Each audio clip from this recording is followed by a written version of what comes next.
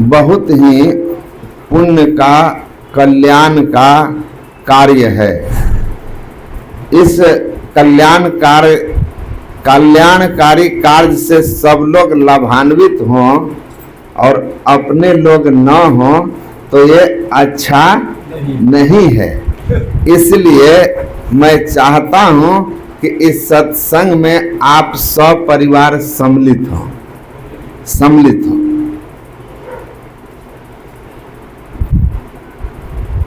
तो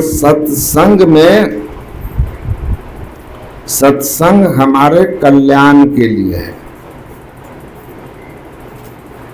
जब जीतन राम मांझी बिहार के कल्याण मंत्री थे ना, तो जो बाद में सीएम बने, अभी तो केंद्रीय मंत्री भी हो गए हैं, तो उस समय वे भागलपुर गए थे। तो अपने गुरु महाराज के कुप्पाघाट आश्रम भी आए थे। नवंबर का महीना था, ध्यानाभ्यास का समय था।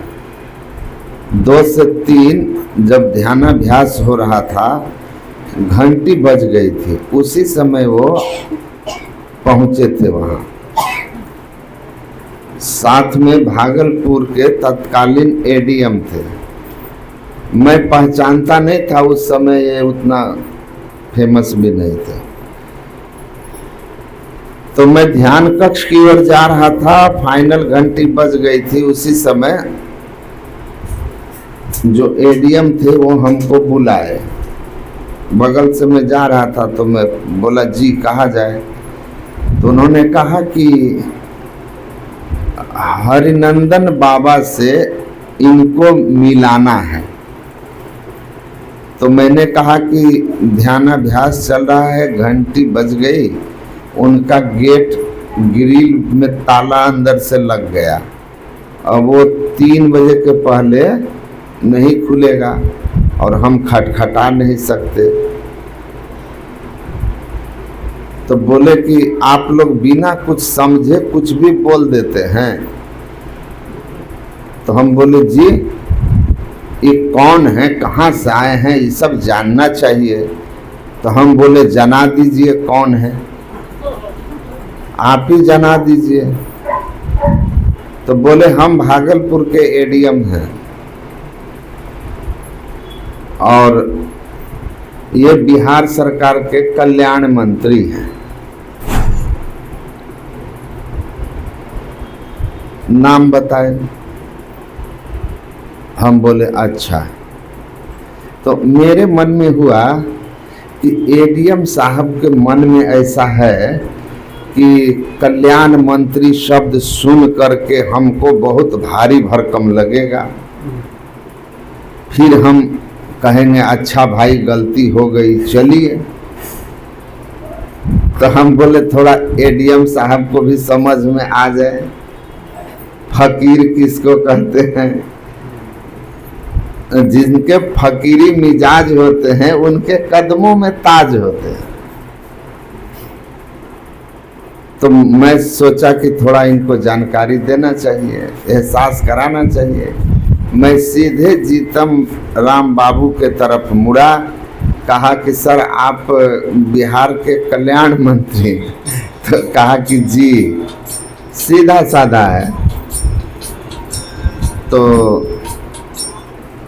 बिहार की आबादी तो 10-11 करोड़ होगी।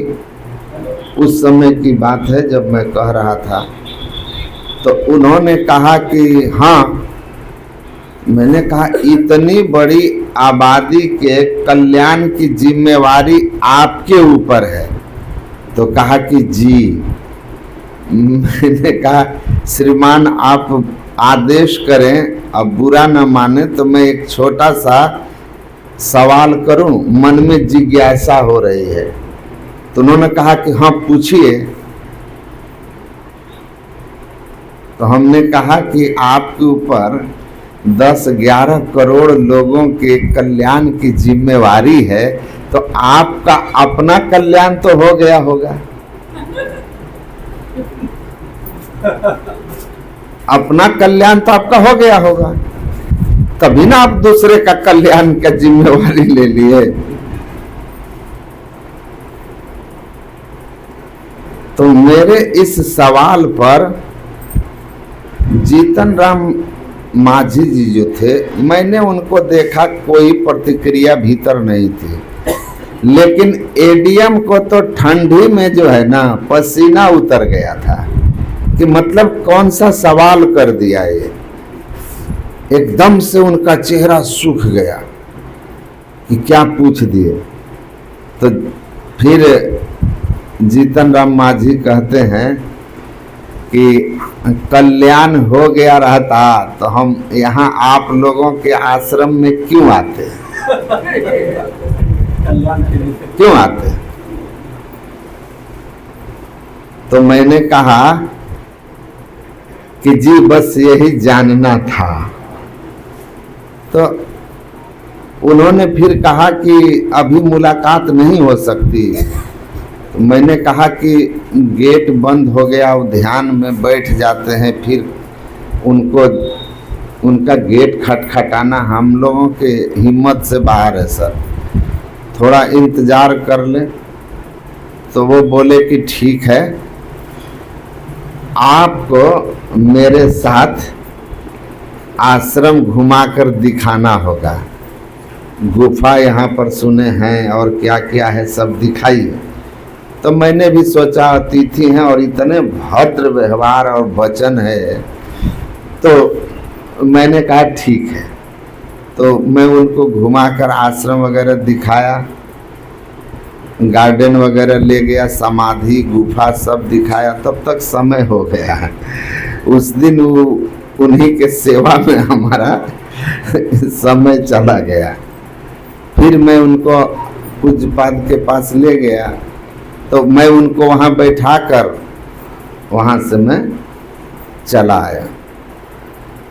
बाद में वो निकल करके जा रहे थे, बहुत देर बैठे वहाँ, मेरे ख्याल से वहाँ रुके, फिर वो लोग जाकर जलपान वगैरह किए। 2 घंटा वो लोग आश्रम में बिताए। जब फिर जाने लगे, सर्किट हाउस में रुके थे, तो मैं उधर से सत्संग समाप्त करके आ रहा था। तो हमको रास्ते में ही मिल गए। तो मैं थोड़ा दूर था, वो थोड़ा दूसरे तरफ से जा रहे थे, हम पर नज़र पड़ी तो बुलाए और बुलाकर बोले कि बहुत अच्छा लगा, बहुत अच्छा लगा यहाँ आकर के। और फिर हमको कहते हैं, आप जो हमसे पूछे ना आपका अपना कल्याण हुआ है, इस बात को हमारे दिमाग में रह रह के उठता है कि कितना मतलब सवाल जो है कितना बड़ा और कितनी सहजता से आपने हमसे पूछ लिया कि कल्याण हुआ है। तो अपना कल्याण होना हमारे जीवन का पहला उद्देश्य है कि हमारा कल्याण हो।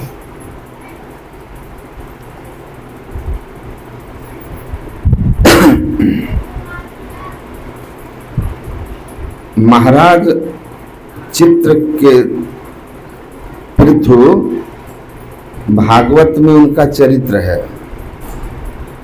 बहुत बड़े सम्राट थे, इतने बड़े सम्राट की कहते हैं इस धरती पर वे पहले सम्राट हुए।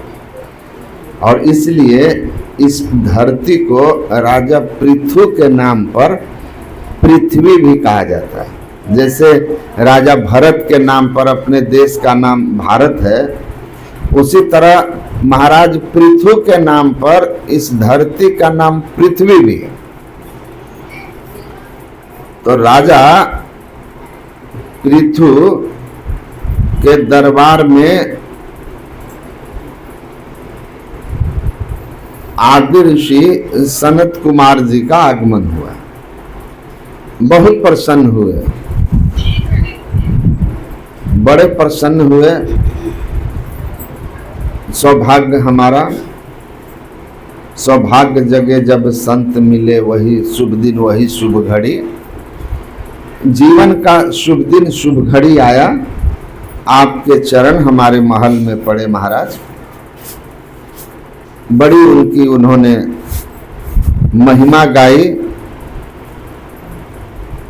और दोनों हाथों को जोड़कर विनम्रता पूर्वक उनसे कहा कि मैं धरती के सम्राट होने का सौभाग्य पाया हूं,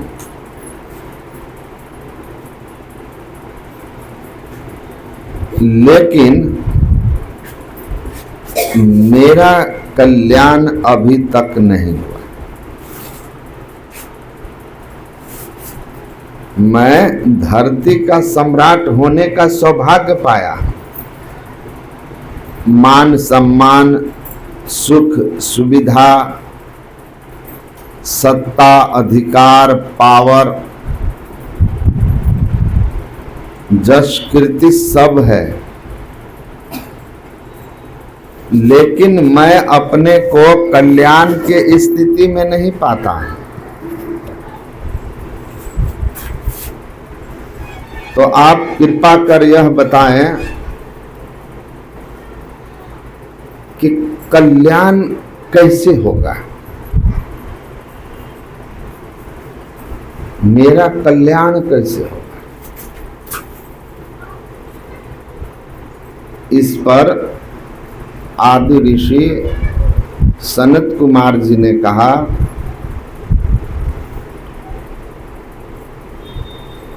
कल्याण के लिए सम्राट होना कोई शर्त नहीं है। जो अपना कल्याण चाहते हैं उसके लिए जो कुछ आपके पास है उसकी कोई जरूरत ही नहीं है, कोई कंडीशन ही नहीं है। मतलब सम्राट होके भी कल्याण हो सकता है, अब बिना सम्राट के भी हो सकता है, दुनिया के सब सुख सुविधाओं के साथ भी हो सकता है और बिना सुख सुविधा के भी हो सकता है,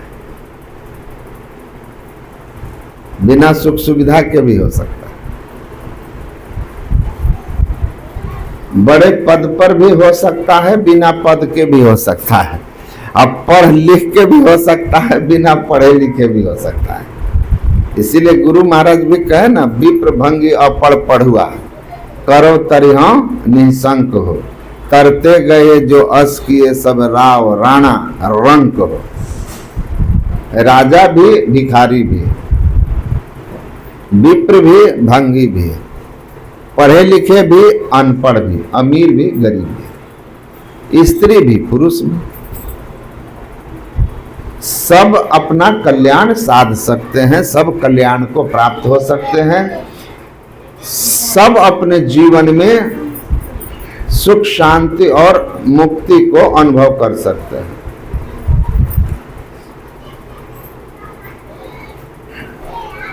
तो शर्त क्या है कल्याण का? जो कारण है अकल्याण का उसको खत्म करिए। हम दुख की स्थिति में क्यों हैं? बीमारी का जो कारण है उसको खत्म कीजिए, स्वस्थ अपने आप होइएगा। स्वस्थ होना यह हमारा स्वाभाविक गुण है। बीमारी बाहर से आती है। आपसे कोई नहीं पूछा होगा कि आप स्वस्थ काहे लग रहे हैं जी, लोग यह जरूर पूछेंगे कि बीमार काहे लग रहे हैं, है ना? क्योंकि बीमारी आती है, स्वस्थ तो हमारा नेचर है। जिस स्थिति में बीमारी ना हो वही स्वास्थ्य है।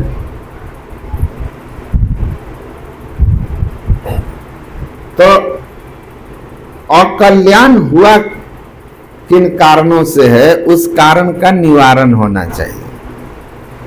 कबीर साहब कहते हैं ना, तब हम ऐसे, अब हम ऐसे, यही जन्म का लाहा, ज्यों जल से जल पैस न निकसे, यों ढूरी मिला जुलाहा।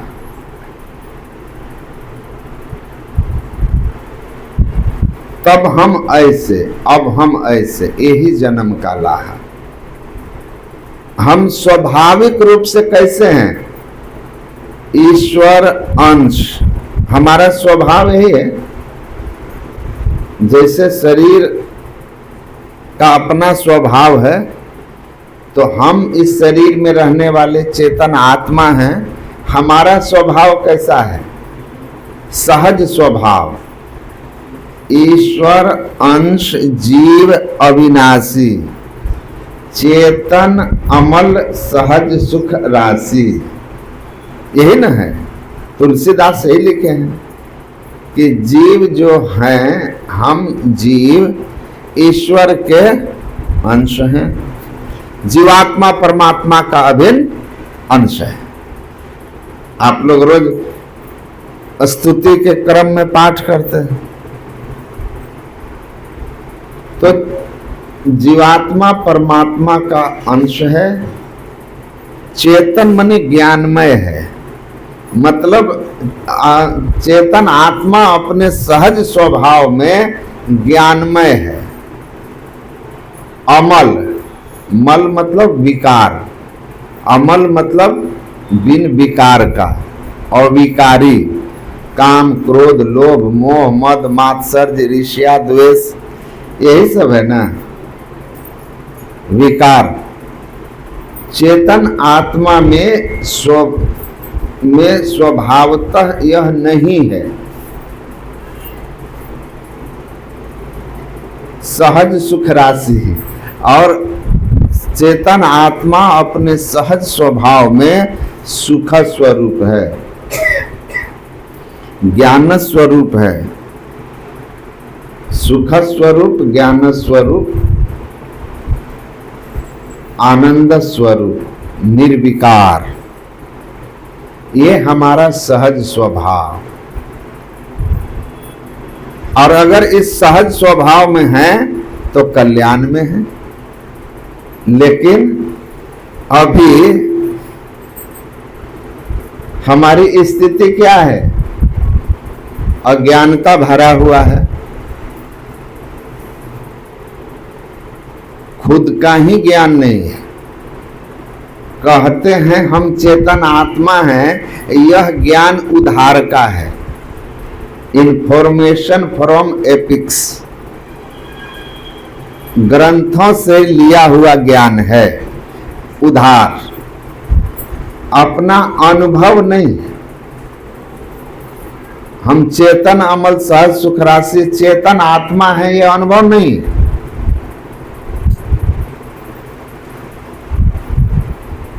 ये पाठ है। अभी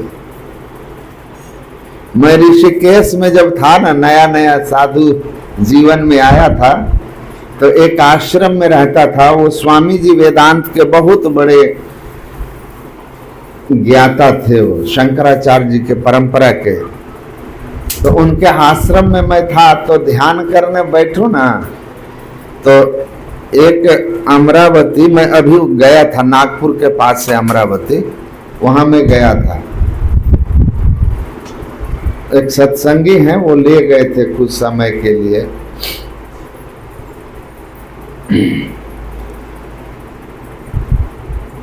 तो वहीं का वो ब्रह्मचारी वहां वो रहता था। तो वो आंखें बंद करके मैं जब ध्यान करने बैठता था, तो मेरे बगल में आकर के डिस्टर्ब करने के ख्याल से कहता था, अहम ब्रह्मास्मि, अहम ब्रह्मास्मि, अहम ब्रह्मास्मि। उसका कहने का भाव था कि हम ब्रह्म हैं। अब ब्रह्म ध्यान भजन क्यों करे? हाँ, ब्रह्म क्यों ध्यान भजन करेगा? तो हम तो ब्रह्म हैं। तो मैं उसका एक दिन दो दिन सुना। एक दिन मैंने उसको कहा, जब वो कभी कभी माला लेकर अहम ब्रह्मास्मि बोलता था, तो मैंने कहा कि त्वम ब्रह्म अस्सि, त्वम ब्रह्म अस्सि, त्वम ब्रह्म अस्सि। तुम ब्रह्म नहीं हो, भ्रम हो, भ्रम हो, भ्रम हो। तो कहा कि लिखा है शास्त्र में कि हम ब्रह्म हैं। तो हम बोले कि ब्रह्म को दुख होता है, तुम्हारे पैर में हम कील ठोकेंगे और तुमको कील का दर्द नहीं होगा, तब तुमको हम ब्रह्म मान लेंगे, ब्रह्म मान लेंगे। तुमको एक थप्पड़ मारेंगे अभी तो तुम्हारा जो है दिमाग घूम जाएगा, तुम कौन ब्रह्म है। तो ब्रह्म की अवस्था, मैं ब्रह्म हूं, यह तब की स्थिति है हमारी जब हम प्रकृति के परे होंगे। कबीर साहब यही कह रहे हैं, हमारा सहज स्वभाव जब सृष्टि नहीं थी तब केवल परमात्मा थे और हम परमात्मा के अभिन्न अंश परमात्मा के साथ थे। सृष्टि हुई, हम इस शरीर संसार में फंस गए। फंस गए तो क्या हुआ कि थोड़ा सा समझ लीजिए, चीनी स्वभाव से ठोस होता है और लोहा स्वभाव से ठंडा। तो लोहा का सहज स्वभाव ठंडा है और चीनी का सहज स्वभाव ठोस है। लेकिन पानी और चीनी को एक साथ घोल दीजिए तो चीनी कहीं नजर आने वाला नहीं, और चीनी का जो सहज स्वभाव ठोस है वह तरल हो जाएगा। अब पानी को आप फर्श पर डालिए, चीनी घुली हुई पानी को, तो पानी के साथ साथ चीनी भी बह जाएगा। लेकिन चीनी का दर्शन आपको पानी में नहीं होगा, पर पानी को पिएंगे तो पानी में चीनी होने का अनुभव होगा कि मिठास होगी। वैसे शरीर में चेतन आत्मा है, अपने सहज स्वभाव में नहीं है, इसलिए उसको आप पहचान भी नहीं पा रहे। लेकिन इस जड़ शरीर में चेतन आत्मा के रहने पर इस शरीर में चेतना का गुण है। यह मुर्दा शरीर, यह जड़ शरीर भी ज्ञानमय जैसा हरकत करता है, व्यवहार करता है। एक चींटी भी इस जड़ शरीर पर आ जाए तो उसके सरसराहट को अनुभव करता है। यद्यपि यह शरीर जड़ है, इसमें से चेतन आत्मा निकल जाए फिर इसको जलाइए भी तो इसको एहसास नहीं होगा। तो चेतन आत्मा जड़ शरीर के संग अपने स्वाभाविक गुण में नहीं है,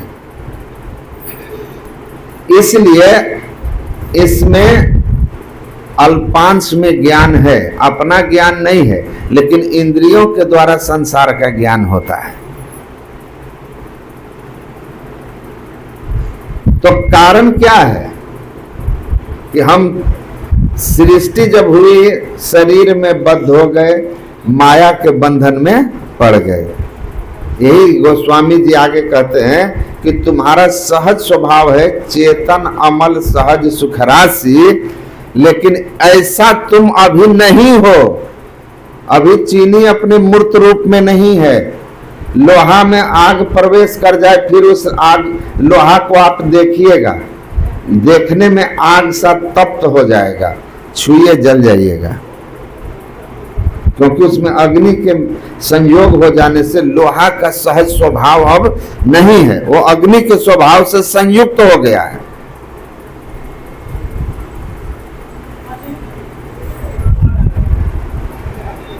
तो हम अपने स्वभाव में आ जाएं, सहज स्वभाव में।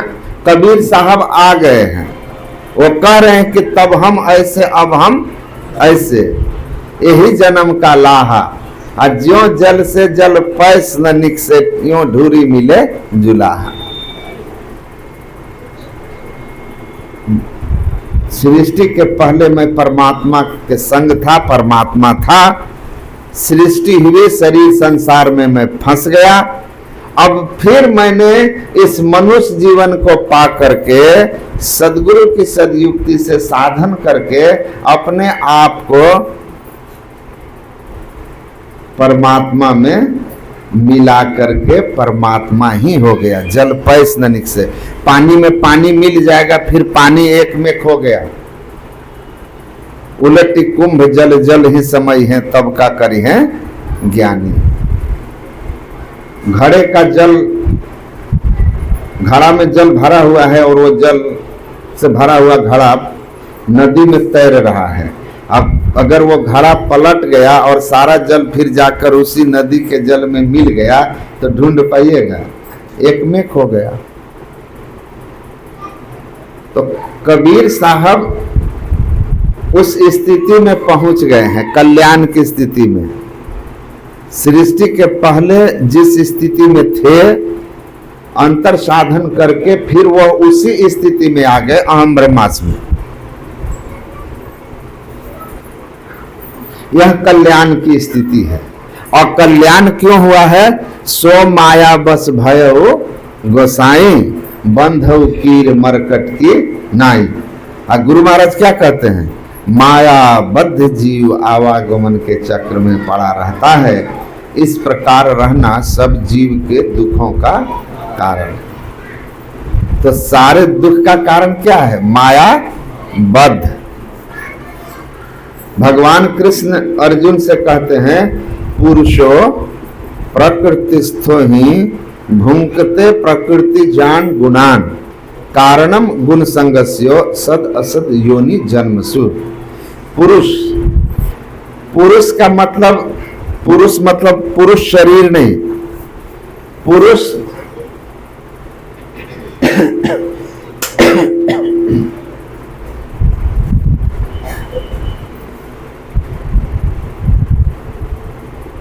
शरीर में, ये शरीर को बोलते हैं क्षर पुरुष। द्वाविमो पुरुषो लोके क्षरश्चाक्षर एव च, क्षरः सर्वाणि भूतानि कूटस्थो अक्षर उच्यते। यह जो शरीर है, चाहे नर का हो नारी का हो, यह क्षर पुरुष है, नाशवान है। और इस शरीर में जो रहने वाली चेतन आत्मा ईश्वर का अंश है, ममेवान से जीव लोके जीव भूत सनातना, वह जो परमात्मा का अंश है, वह अक्षर पुरुष, अविनाशी ईश्वर अंश, वह चेतन आत्मा को अक्षर पुरुष कहते हैं, अविनाशी पुरुष। तो भगवान कहते हैं कि जो ईश्वर का अविनाशी अंश जीव है, वही पुरुष।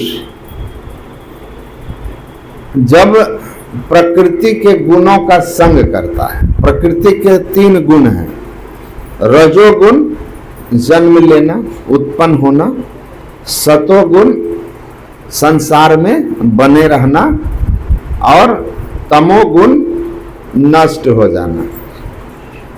शरीर जन्म लेता है, संसार में रहता है, और फिर शरीर का नाश हो जाता है।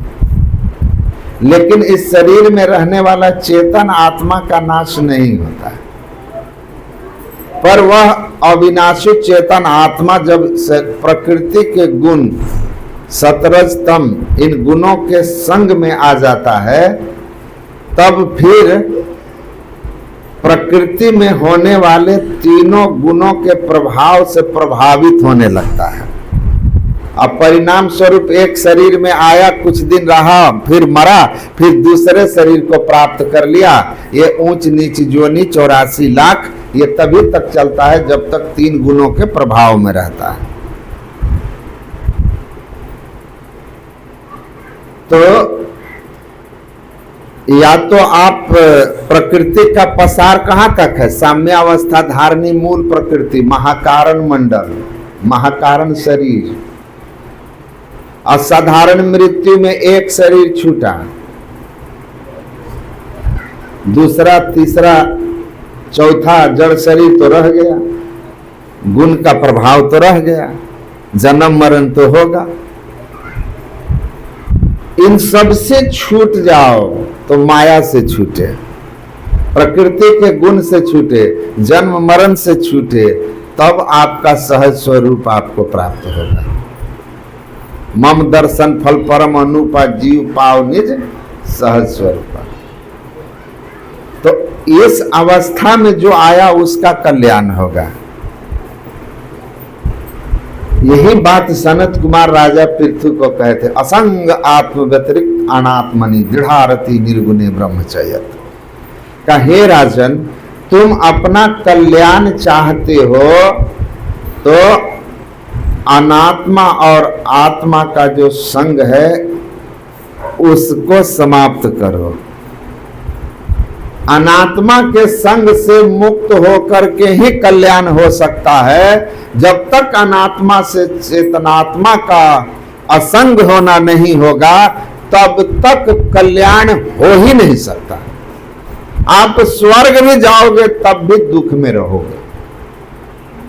स्वर्ग स्वल्प अंत दुखदायी, तब भी आपको दुख होगा।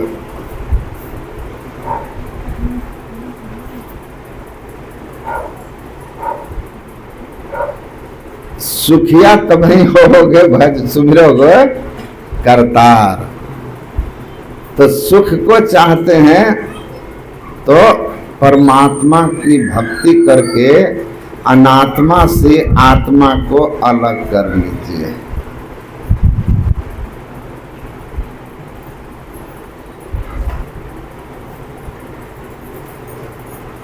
जब तक ऐसा नहीं हुआ तब तक कल्याण नहीं, जन्म मरण का चक्र खत्म नहीं, स्वर्ग नरक और ऊंच नीच जोनी, दैहिक दैविक भौतिक ताप का झंझट का नाश नहीं। तो कुछ भी बन के रहिएगा, दुखी रहिएगा। हमारे कुछ दोस्त हैं, कभी कभी फोन करते हैं, पूछेंगे क्या हाल चाल है भाई, हम बोले अपना बताओ। हम ऐसे ही पूछते हैं, अपना बताओ। मेरा हाल चाल जो है, ऐसे रास्ते पे चल रहा हूं जहां हमारा हाल चाल में ज्यादा कोई गड़बड़ी होने वाली नहीं है। तुम लोग अपना बताओ, क्योंकि तुम जहां हो वहां गड़बड़ी ही गड़बड़ी है, गड़बड़ी ही गड़बड़ी है। जो इस राह पर चला, अध्यात्म के राह पर चला, गुरु महाराज कहते हैं चलत पंथ सुख होत महा है। आप गृहस्थ रहें या विरक्त रहें, इस कल्याण के मार्ग पर चलेंगे तो आपको इस राह पर चलते ही शांति की अनुभूति होगी, सुख की अनुभूति होगी। नहीं तो बाकी तो आप जितना सजाना है संसार सजा लीजिए। ना भय जग काहू को कितनों को अपनों की। इस संसार को कितना भी आप सजाइए, संवारिए, अपना बनाइए, सवाल नहीं है कि हो जाए। किसी का हुआ ही नहीं है, हुआ ही नहीं है। करी जतन जो याही त्यागो, शांति सुख सोई लियो। इस संसार को जिसने त्यागा वही सुख शांति पाया। ये संसार को त्यागा कैसे जाता है इसको समझ लीजिए। ये इसको ठीक से समझना है। घर छोड़ देने से, हिमालय चले जाने से, परिवार से भाग जाने से संसार नहीं छूटता है। घर में हुआ खटपट तो चल मठिया में चटपट, अब मठिया में कहल टहल तो रमता रहल।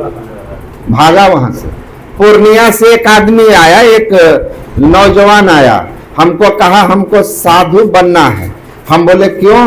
बोला मैं परिवार से परेशान हो गया हूँ, बहुत समझाता हूँ, पत्नी बात नहीं सुनती है, मानती नहीं है, लड़ती है, तो हम सोच लिए हैं कि अब हम साधु जीवन में चले जाएंगे। तो हम कहे देख भाई, अगर निर्णय कर ही लिए हो कि हमको संन्यास लेना है तो तुम हिमालय चले जाओ।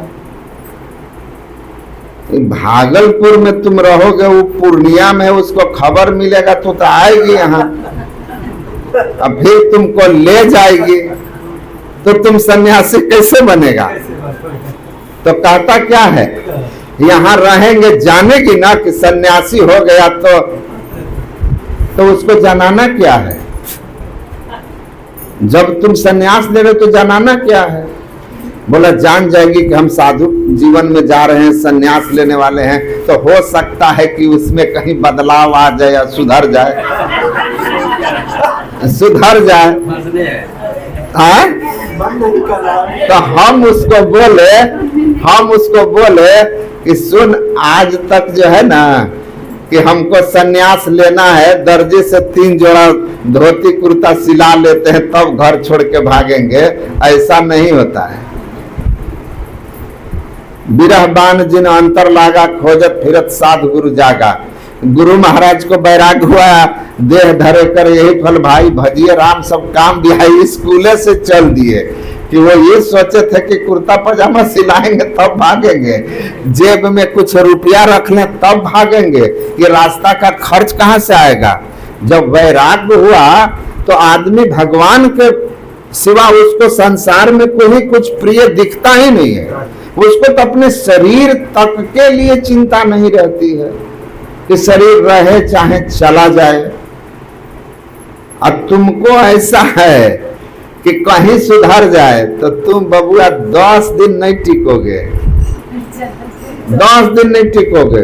कहा हम टिक जाएंगे, हम बोले अच्छा ठीक है, टिक जाओगे ना? तो हाँ, उस अपने आश्रम में जिधर खेती होती है उसके जो प्रभारी बाबा थे उनको इशारा किया कि इससे ले जाके सब्जी की खेती में काम करवाइए। दूसरा दिन कहता है कहा कि इतना काम करना पड़ता है तो घरे में न कर लेंगे जो यहाँ आके करें। हम बोले अच्छा तो तुम निकम्मा पानी में भागे हो। फिर चला गया, अपने 2 ही दिन में भाग गया। मेरे पास 2 दिन रुका फिर चला गया। तो संसार से भागना नहीं है, भागकर कहां जाओगे? घर में रहते हुए भी संसार से ऊपर उठना है। नाव पानी में रहे तो नाव की शोभा और उपयोगिता दोनों है। सूखे में नाव का क्या महत्व है? कोई महत्व है? कुछ नहीं। लेकिन नाव में पानी न हो ये शर्त है, वरना नाव डूब जाएगी। पर नाव को पानी में रहना है। उसी तरह संसार में ही रहना है। हम भी संसार ही में हैं, ये संसार ही है जहां आप बैठे हैं, हम बैठे हैं। आश्रम भी संसार है। भीतर संसार नहीं रहना चाहिए, शरीर तो संसार में ही रहेगा। हमारे अंदर संसार ना हो, अंदर से संसार को निकाल देना।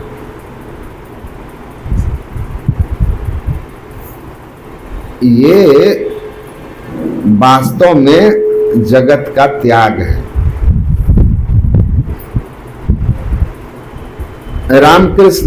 स्वामी राम तीर्थ किसी के मेहमान थे, राजा खेतरी के मेहमान थे। 15 दिन तक रहे, जंगल में एक कुटिया बनाकर राजस्थान में कुछ दिन साधना कर रहे थे। तो वहां के राजा उनको आमंत्रण करके ले आया और अपने राजमहल में 15 दिन तक रखा, खूब आराम से एयर कंडीशन में। पहले तो नहीं होगा लेकिन सुख सुविधा तो जरूर होगी राजमहल का। वन का मच्छर तो नहीं काटता होगा। राजभवन की सुख सुविधा में उनको रखा और तब 15 दिन के बाद कहा कि आप और हम अब दोनों एक ही जैसे हो गए हैं, एक जैसे सुख सुविधा में रहते हैं, एक जैसा राशि भोजन कर रहे हैं। राम तीर्थ ने कहा नहीं, बिल्कुल सही बोले, जैसा मैं हूँ वैसे ही आप हैं, जैसे आप हैं वैसे मैं हूँ, हम दोनों एक ही जैसे हैं, अब बराबर। 2 दिन के बाद राम तीर्थ उनको लेकर के अपने कुटिया में गया। कहे राजन एक रात हमारी कुटिया में रहिए।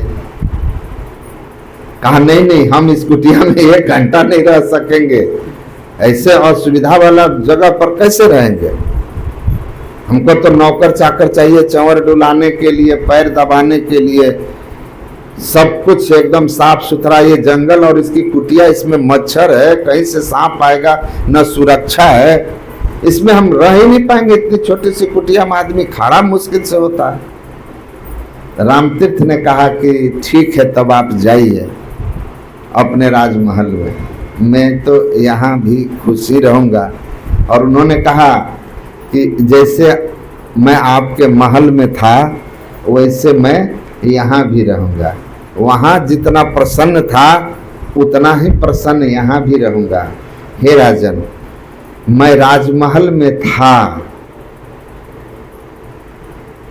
राजमहल में था, सुविधा थी, अच्छे समय से भोजन थे, सेवा थी, लेकिन सब कुछ वहाँ का यहाँ नहीं है। तो मैं राजभवन में था, लेकिन राजभवन मेरे अंदर में नहीं था। आपका शरीर राजमहल में रहता है और राजमहल और उसकी सुख सुविधा आपके अंदर में रहता है। आपके अंदर में महल रहता है, उसकी सुख सुविधा रहती है, इसलिए आप झोपड़ी में नहीं रह सकते। लेकिन मेरा तन राजमहल में रहता है, मेरा मन हर स्थिति में फकीरी में रहता है। इसलिए कभी घी घना, कभी मुट्ठी भर चना, कभी वो भी मना। हम तीनों स्थिति में मुस्कुराते रहते हैं, हंसते रहते हैं, प्रसन्न रहते हैं, आनंदित रहते हैं, क्योंकि मैंने अपने भीतर में संसार को अब निकाल दिया है। मेरे अंदर में अब संसार है नहीं, ना अंदर में संसार घुस सकता है।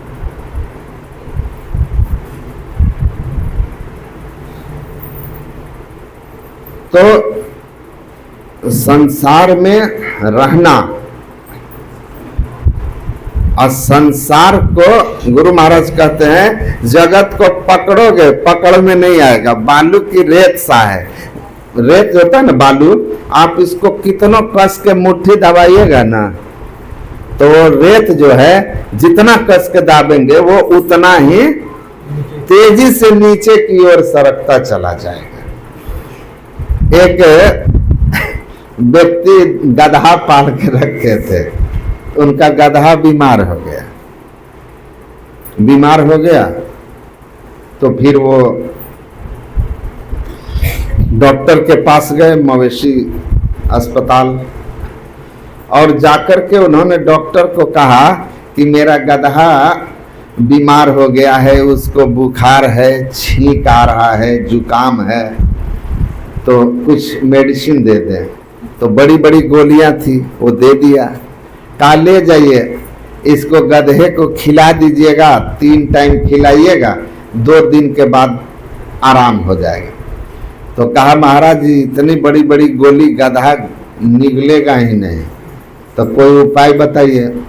तो कहा आप इसको बुक करके, पीस करके और उसको मुंह में डाल दीजिएगा, पिला दीजिएगा। कहा गधा इतना आसानी से पी ले तो गधा क्यों होगा, कोई उपाय बताइए।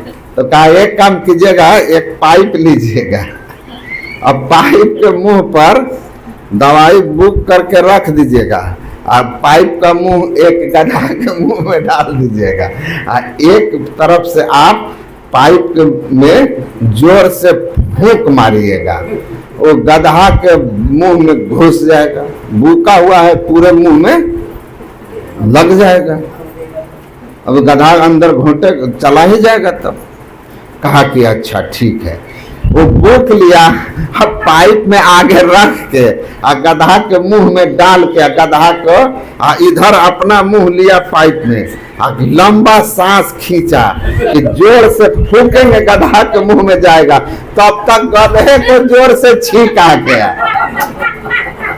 गधा ही पहले छींक मारा कस के, बस उधर से फूंक पड़ गया, दवाई सब इसी के अंदर घुस गया। गधा के पेट में जाने के जगह गधा की दवाई इसके पेट में, यही बीमार पड़ गया।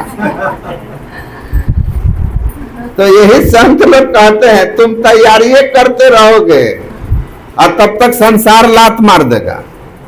इससे पहले कि संसार लात मार दे, संसार से आप मुंह मोड़ लीजिए, भीतर से।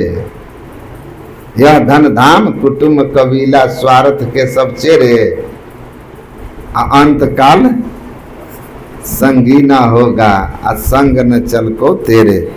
इसीलिए सहजो बाई कहती है, सहजो भज गुरु नाम को, तजो जगत से नेह, अपनी तो कोई है नहीं, अपनी सगी न दे।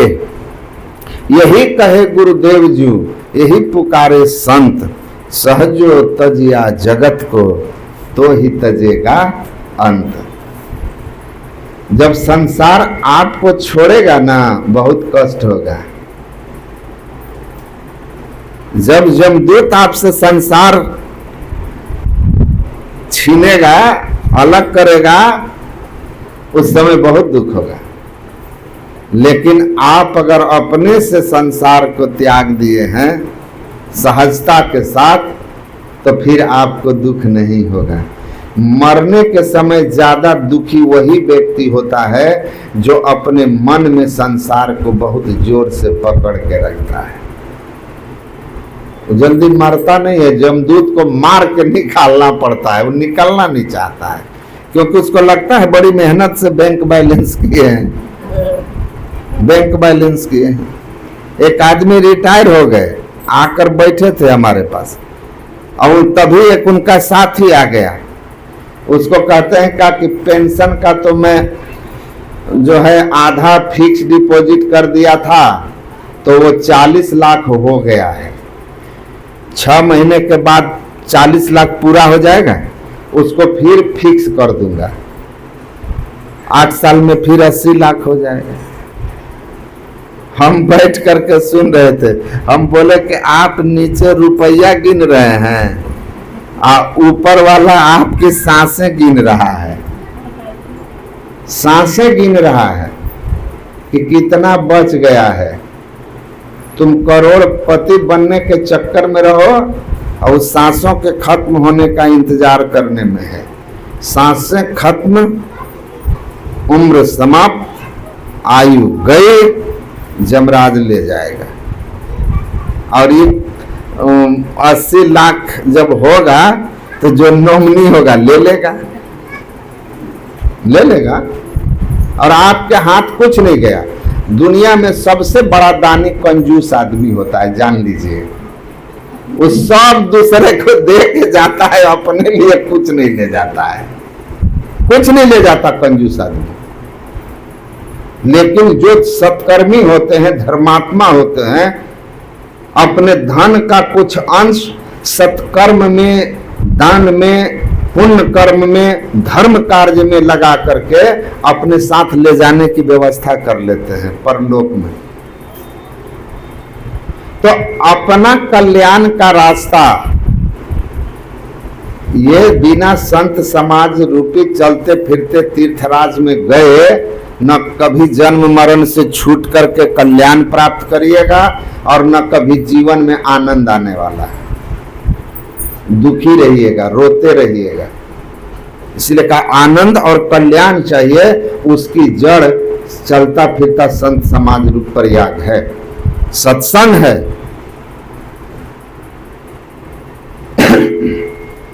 तो सत्संग में सद्ज्ञान होता है। सत्संगस्य विवेकस्य निर्मलम नयनद्वयम यस् नास्ति नरः अंधः कथं न स्यात् मार्गः। भगवान विष्णु ने गरुड़ जी से कहा था, जो सत्संग नहीं करते उनको विवेक का निर्मल नेत्र नहीं होता। और जिनके पास विवेक का निर्मल नेत्र नहीं है, वह इस चर्म चक्षु को रहते हुए भी वास्तव में अंधा है। जिस आदमी को अपना कल्याण का ज्ञान न हो, अपना भला जो न देख सके, अपने भलाई के पथ को जो न पहचान सके, ऐसे आदमी को अंधा ही कहना चाहिए। क्योंकि पता नहीं कौन सा रास्ता हमारे कल्याण का रास्ता है। बस हो गया, चलो। तो हम अपने कल्याण का रास्ता नहीं देख सकते, किस राह पर चलकर हम मंजिल पर पहुंचेंगे, सुख सुविधा शांति को, आनंद को, मुक्ति को प्राप्त करेंगे। अगर हम उस राह को नहीं देख पा रहे हैं और उस राह पर हम बढ़ रहे हैं जो रास्ता हमको 84 लाख योनियों में ले जा रहा हो, नरक में ले जा रहा हो, दुख में ले जा रहा हो, तो फिर हमें अंधा ही कहना चाहिए, अंधा ही कहना चाहिए। तो सत्संग में सद्ज्ञान होता है, विवेक की निर्मल नेत्र होती है, तब आदमी अपना कल्याण का मार्ग ठीक ठीक पहचान पाता है, समझ में आ जाती है बात। बड़े लोगों को देख लोगे समझ में आ जाएगा कि धन से सुख होता तो धनवान दुखी नहीं होता, संतान से सुख होता तो संतान वाला दुखी नहीं होता, पद से सुख होता तो पद पर बैठा आदमी दुखी नहीं होता। लेकिन पद वाला भी दुखी, संतान वाला भी दुखी, धन वाला भी दुखी। और जिसको पद नहीं है, संतान नहीं है, धन नहीं है, वो तो दुखी है, और जिनको है वो भी दुखी है। इसका मतलब सुख से इनका लेना देना कुछ नहीं है, इनका लेना देना सुख से कुछ नहीं है।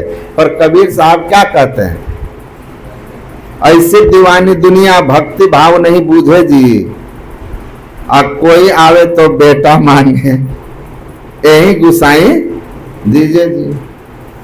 कोई करावे ब्याह सगाई सुनत गोसाई रीझे जी, कोई आवे दुख का मारा हम पर कृपा कीजिए जी।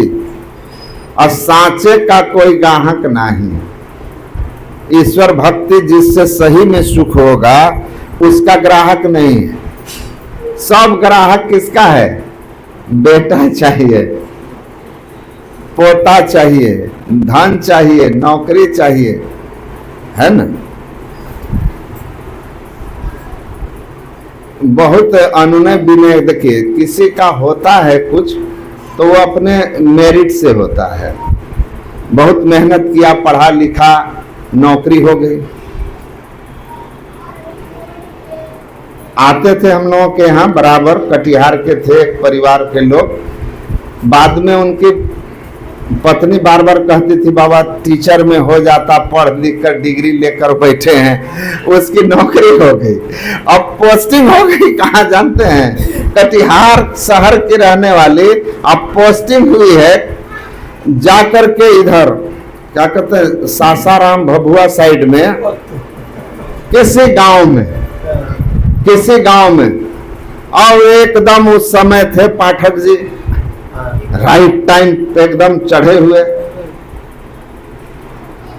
एक दिन कहती है कि हम नौकरी करके फंस गए। हम बोले क्या हो गया, तो बोली कि नौकरी नहीं थी जब, तो पति की अच्छी कमाई है, उससे खाते पीते थे, आराम से रहते थे।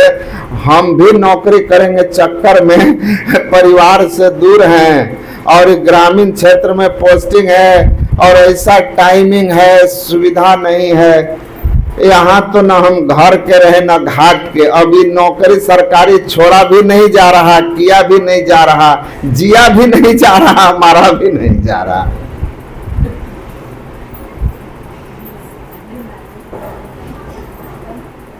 तो बोले अब क्या आशीर्वाद चाहिए, बोलिए अब बोलिए। तो वह उधरे हो जाता पोस्टिंग कटिहारे तरफ। हम बोले कि सब कुछ आप ही के हिसाब से हो जाएगा, गुरु महाराज को और काम धंधा नहीं है। गुरु महाराज के पास और काम धंधा है, और लोग हैं कि एक आप ही हैं कि नौकरी दिलाएं, पोस्टिंग करवाएं। बताइए, तो यही है असलियत संसार की। बंद जो मिल गया ना, जो मिल गया तो राख सम। जो दुनिया जिसको कहती है जादू का पिटारा है, वो मिल गया तो मिट्टी सम, नहीं मिला तो सोना है। यही संसार है। तो मृग मरीचिका के पीछे भागना संसार का किसी भी वस्तु की कामना लेकर चलना है। मृगवारी सब हैं प्रपंचन, विषय शब्द रूप हैं। निज सूरत को इनसे हटा प्रभु में लगाना चाहिए। यही संसार है, यही संसार है। हम लोग बेंगलोर गए थे सत्संग में, तो एक बुलाई अपने घर पर, बोली कि लड़की की शादी है, कर रहे हैं, थोड़ा देख लेते लड़का लड़की को। तो हम बोले ठीक है आएंगे तो भेज दीजिएगा, पता बता दिए। तो वो लोग आए, तो लड़का आया मेरे पास, लड़की भी आई, तो दोनों बच्चे आए। तो हम बोले आप लोगों का अपनी पसंद से शादी कर रहे हैं ना? तो बोला जी ठीक है। बच्चे को बोले थोड़ा सहयोग कर दो घर में। वो चली गई, लड़के से पूछे कि तुम ये बताओ कि तुमको क्या ऐसा कुछ दिखा कि आपने इस बच्ची को पसंद किया? तो बोला ये ज़्यादा झिक झिक नहीं करती है, मांग डिमांड इसके पास नहीं है, मतलब ज़्यादा डिमांड नहीं है, नखरा नहीं है, किचकिच नहीं करती है, कम बोलती है, शांत रहती है, सौम्य रहती है।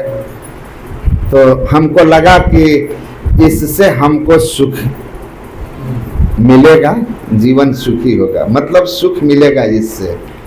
बोले ठीक है। फिर हम उठ के चले गए उधर, लड़की जहाँ थी, हम बोले बेटा इधर आओ, इस लड़का को तुमको ऐसा क्या अच्छा लगा जो तुम पसंद की? तो बोले, वो बोली कि झूठ नहीं बोलता, बहाने नहीं करता, बहाने नहीं करता और केयरिंग है, मतलब केयर करने वाला, ख्याल रखने वाला, केयरिंग है और झूठ बहाना वगैरह नहीं बनाता है। लेट हो जाने पर पूछता है कि बोलो तो बाइक लेकर आ जाए। तो हम उसको सुन लिए और भी जो कुछ कहना था कहे। उसके बाद दोनों को पास बैठाकर एक ही बात बोले कि देखो ऐसा है कि तुम इससे इसलिए विवाह कर रहे हो कि तुमको लगता है जो सुख हमारे जीवन में नहीं है इससे मिलेगा,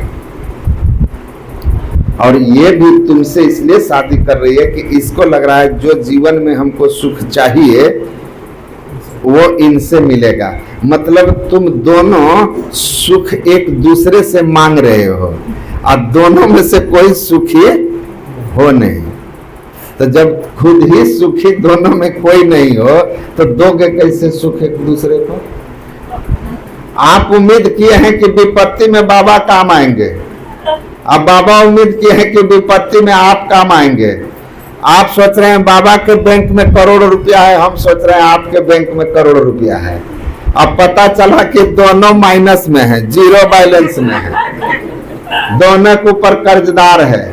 तो काम आएंगे जरूरत पर।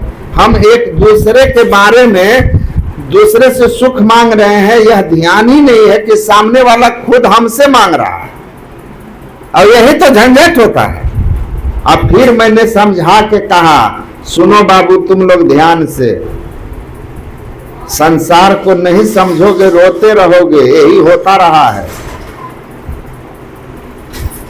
आज जिनका मैरिज एनिवर्सरी है ना, श्रद्धेय अरुण बाबू का, इनके जीवन में कभी रोना नहीं हुआ है। हम लोग बहुत दिन से जान रहे हैं,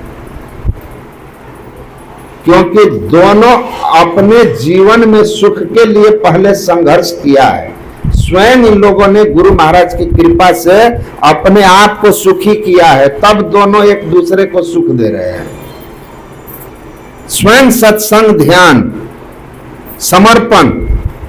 अरुण बाबू को ईमानदारी का अवार्ड मिला, राष्ट्रपति अवार्ड। उनकी पत्नी का कम योगदान नहीं है, नहीं तो ऐसे बहुत लोग हैं ईमानदारी के रास्ते पर बढ़ते हैं लेकिन पत्नी के डिमांड के सामने बेईमान हो जाते हैं। और ये भी गुरु महाराज की कृपा है। सुना रही थी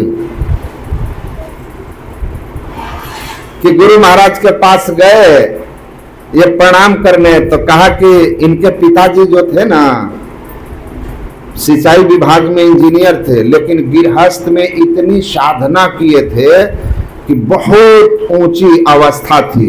लोग उनको सदगुरु रामानंद कहते थे, इतनी ऊंची साधना थी उनकी। बहुत लोग मिलेंगे जो उनके आशीर्वाद से चमक गए, इनके पूज्य पिताश्री के आशीर्वाद से, पूज्य बाबा का आशीर्वाद से। तो कि गुरु महाराज को गए ना प्रणाम करने, ये तब बोले के है? कहा रामानंद बाबू के बेटा। कहा दरोगा है। दरोगा जो है वही है? तो हाँ। कहा देखी, हाँ दरोगा बहुत घूस लेता है, तू घूस मत लिह, सुखी रह। तो हम कह रही थी कि हम तो कभी उसके बाद इनसे कुछ मांगे ही नहीं, नो डिमांड। जो वेतन मिला उसी में जिए। बेटा अमेरिका में, बेटा बेटी सब सुखी है ना, आप भी सुखी हैं।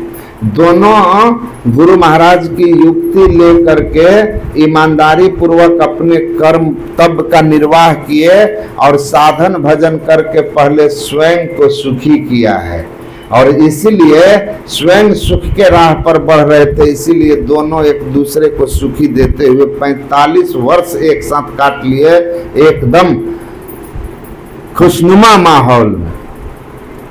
आप एक दूसरे से सुख मांग रहे हो उम्मीद लगा करके, आप स्वयं में दुखी हो। तो मैंने कहा देखना, अभी जो एक दूसरे को दिखाए हो ना अपना अपना चेहरा, ये फेशियल वाला चेहरा है, ये फेशियल है। थोड़े देर के लिए आते हो ऑफिस में या कहीं मिलते हो तो वहां क्या करेगा? थोड़े देर के लिए आया आपसे मिलने के लिए तो लड़का सिगरेट पिएगा वहां। तो आप कभी पीते हुए नहीं देखे हैं। जब 24 घंटा साथ रहेंगे तो फेशियल उतरेगा कि नहीं उतरेगा? रहेगा फेशियल वाला चेहरा। एक महिला फेशियल करा के मोबाइल में अपना जो है ना फेस लॉक लगा दी। 18,000 का फेशियल करा के फेस लॉक लगाई। अब फेस जब धो ली पार्टी के बाद, अब वो फेस को मोबाइल रीड ही ना करे, अब खुले ही नहीं। तो पति को बोली कि फिर से 18,000 का फेशियल करा के फेस लॉक चेंज करना होगा, मोबाइल नहीं खुल रहा। उसका पति बोला 5,000 में कोई मोबाइल नहीं खरीदेगा, 18,000 का फेशियल कराने से अच्छा है कि फिर तुम 18,000 का नया मोबाइल लेके अपना ओरिजिनल फेस लगा लो। तो सोच लीजिए, मोबाइल नहीं पढ़ पा रहा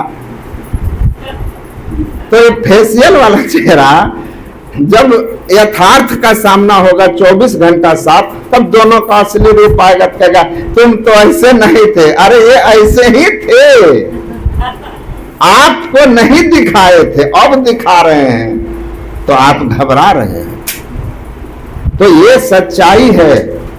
हम स्वयं दोनों दुखी एक दूसरे से सुख मांग रहे हैं, हम दो भिखारी एक दूसरे से दान मांग रहे हैं।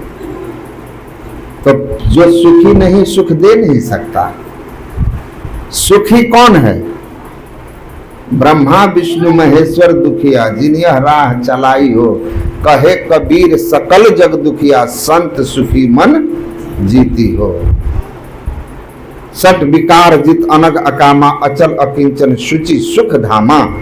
संत सुख के धाम होते हैं, सुख स्वरूप होते हैं, आनंद स्वरूप होते हैं, क्योंकि वो अपने सहज स्वभाव में स्थिर होते हैं। आप साधना करेंगे, जैसे जैसे साधना में आपका चित्त सिमटेगा, वैसे वैसे आप अंदर में सुख पाने लगिएगा। और जब आप खुद अंदर में सुखी रहिएगा तो आपके चारों तरफ फैलने वाला आभा मंडल सुखकारी होगा। आप जो कुछ गंधी दे नहीं तो भी बात सुबास, आप स्वयं भीतर से संतुष्ट हैं तो आपके पास जो आएगा उसको संतुष्टि आपसे मिलेगी। आप स्वयं असंतुष्ट हैं तो कोई आके संतुष्ट कैसे होगा? तो इधर से अंधा आवता इधर से अंधा जाए, अंधे को अंधा मिले रास्ता कौन बताए। यही संसार है और इसी चक्कर में सब गड्ढे में दुख का गिर रहा है। संत जो मार्ग बताएंगे उस राह पर वे चले हैं, वे चल को सुख को पाए हैं। में ही जो अनुभव ज्ञान हो, अनुमान क्या करें। गुरु महाराज कहते हैं ये चलत पंथ सुख होत महा है। इस अध्यात्म के मार्ग में, सत्संग ध्यान के मार्ग में आप चलेंगे ना, तो नियमित सत्संग और ध्यान करेंगे तो निष्ठा पूर्वक कुछ समय तक इस सत्संग ध्यान करने से आप धीरे धीरे सुख के मार्ग पर बढ़ने लगेंगे और अपने आप में सुख अनुभव करने लगेंगे। जब मनुष्य भीतर से सुखी होता है, संतुष्ट होता है, तो फिर उसके बाहर किसी तरह की कमी उसके जीवन में कोई अंतर नहीं डालता है। जैसा अमृत तैसा विष खाटी, जैसा मान तैसा अपमान, हर्ष शोक जाके नहीं, शत्रु मित्र समान, कह नानक सुन रे मना, मुक्तता ही तो जान। तो जो स्वयं में संतुष्ट है ना, उसके समझ लीजिए कि उसके टेलीविजन का रिमोट उसके हाथ में है। कौन सा चैनल देखना है वो उसकी मर्जी पर है। आपका रिमोट किसी और के हाथ में है तो कभी भी चैनल चेंज कर देगा। आप कुछ और देखना चाह रहे हैं, वो कुछ और लगा देगा, तो फिर आप दुखी होंगे। ध्यान करने वाले के हाथ में अपना रिमोट, कोई हमको सम्मान दे ना दे, हम स्वयं में सम्मानित हैं। जो अपनी नजर में स्वयं ही सम्मानित हुआ, उसको किसी और से सम्मान मांगने की जरूरत नहीं है। जो आदमी थोड़ा सा अपमान में उखड़ जाता हो, आप निश्चित जान लीजिए वो आदमी खुद के नजर में सम्मानित नहीं है, सिर्फ अहंकार पाल रखा है, सिर्फ अहंकार है, इसीलिए बमक जाएगा। जो स्वयं में सम्मानित है उसको फर्क ही नहीं पड़ता आपने हमें सम्मान दिया ना दिया। और स्वयं में सम्मानित होने के लिए आपको वैसा कर्म करना होगा जिन कर्मों से आप अपनी दृष्टि में पूजनीय बनिए। क्योंकि हमारा मास्टर हमसे बड़ा कोई नहीं है, हमको हमसे ज्यादा बेहतर कोई नहीं जानता। वो अलग चीज है, ईश्वर गुरु महाराज की बात छोड़कर संसार में कौन जानता है आपके बारे में? आपसे ज्यादा कौन जानता है कि आप कितने अच्छे या बुरे हैं? अपना आत्मावलोकन कीजिए और अपने कमियों को तेरे भावे जो करे भलो बुरो संसार नारायण तू बैठ के अपने भवन विहार। अपने अंदर के कमियों को दूर करिए, और जब अपने अंदर की कमी अपने व्यक्तित्व से, अपने चरित्र से आप निकालना शुरू कर देंगे, आप अपने नजर में प्रतिष्ठित होने लगेंगे।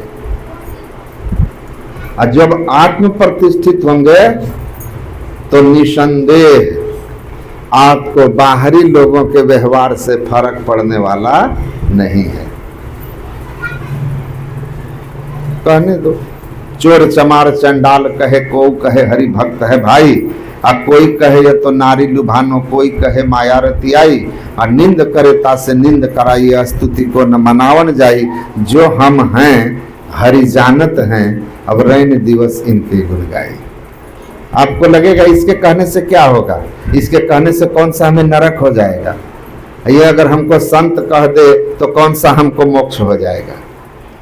जो मैं हूं ईश्वर जानते हैं, जो होना है ईश्वर के हाथ से होना है, गुरु की कृपा से होना है। तो फिर बात खत्म हो गई, बैठ जाओ सब। तो जो होना है गुरु की कृपा है, और गुरु कृपा पात्र बनने की ओर आप बढ़ने लगिएगा तो अपने आप में सम्मानित, अपने आप में ही आप सुख महसूस करने लगिएगा। फिर संसार से मांग खत्म होने लगेगी, फिर संसार आपको दुखी भी नहीं कर पाएगा। जो संसार से मांगता है उसको दुख मिलता है, क्योंकि संसार दुखालयम, संसार दुखों का घर है। और दुखों के घर से जब मांगिएगा तो दुख का घर आपको क्या देगा?